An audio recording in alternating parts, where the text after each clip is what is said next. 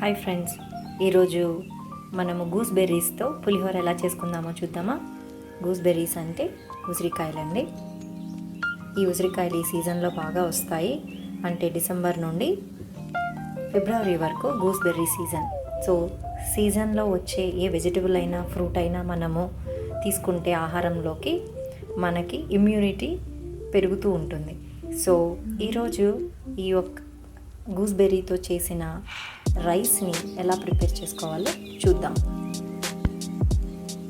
ఈ ఆమ్లా పులిహోర చేయడానికి ముందుగా మనము ఒక 150 గ్రామ్స్ రైస్ని కుక్ అయిన వెంటనే ఇలా ఒక పెద్ద బేసిన్లో పోసుకొని సాల్ట్, ఆయిల్ వేసి పెట్టుకోవాలి.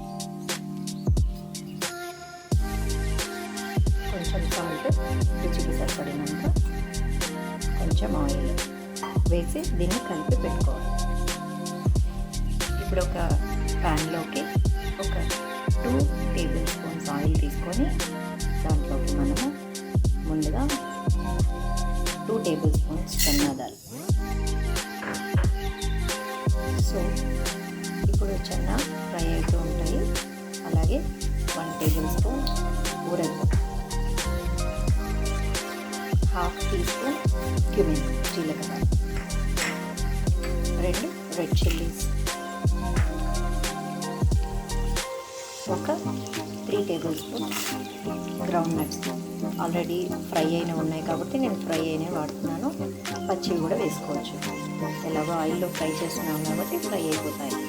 వీటన్నింటినీ 1 నిమిషం వేగేంత వరకు ఫ్రై చేయాలి. ఇలా ఇవి 1 నిమిషం ఫ్రై అయిన తర్వాత 3 to 4 గ్రీన్ చిల్లీస్ ఇలా లాంగ్గా ఫ్లిప్ చేసి దీన్ని కూడా యాడ్ చేయాలి. ఈ గ్రీన్ చిల్లీ కూడా కొంచెం ఫ్రై అయిన తర్వాత 1-2 టీ స్పూన్స్ మస్టర్డ్ పౌడర్. ఇక్కడ నేను మస్టర్డ్ ఆవాలు వేయలేదు, ఆవాల పొడి 2 టీ స్పూన్స్ వాడాను. అలాగే 1 టీ స్పూన్ మెతి పౌడర్, అలాగే 1 టీ స్పూన్ టర్మరిక్,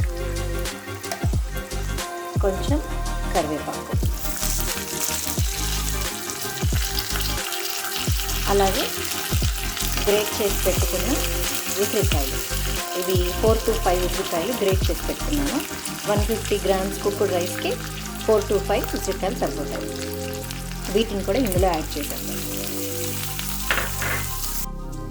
ఇలా తురిమిన ఉసిరికాయని కూడా వేసుకొని ఒక 2 నిమిషాలు, అంటే ఈ ఉసిరికాయ కొంచెం సాఫ్ట్ అయ్యేంత వరకు ఉంచుకోవాలి. సో అవసరమైతే ఇందులో కూడా ఇంకొంచెం సాల్ట్ వేసుకోవాలి. అంటే రైస్లో ఆల్రెడీ కొంచెం సాల్ట్ వేసాము. ఇప్పుడు ఉసిరికాయలో ఇంకొంచెం సాల్ట్ వేసుకొని 1 or 2 minutes ఈ ఉసిరికాయది గ్రేట్ చేసిన ఉసిరికాయది సాఫ్ట్ అయ్యేంత వరకు ఉంచుకోవాలి. ఇప్పుడు చూడండి, ఈ ఉసిరికాయ బాగా సాఫ్ట్ అయిపోయింది. ఇందులో మనం మెంతిపిండి, ఆవు పిండి ఎందుకు ఇస్తామంటే ఉసిరికాయలో పులుపుతో పాటు కొంచెం వగరు, చేదు తెలుస్తాయి. ఆ రెండింటిని మనము తీసేయడం కోసము మెంతిపిండి, ఆవు పిండి వేస్తాము. సో ఇది అయిపోయింది కాబట్టి దీన్ని ఆల్రెడీ కుక్ చేసి సపరేట్గా పెట్టుకున్న రైస్లోకి ట్రాన్స్ఫర్ చేసుకొని మిక్స్ చేసుకోవాలి.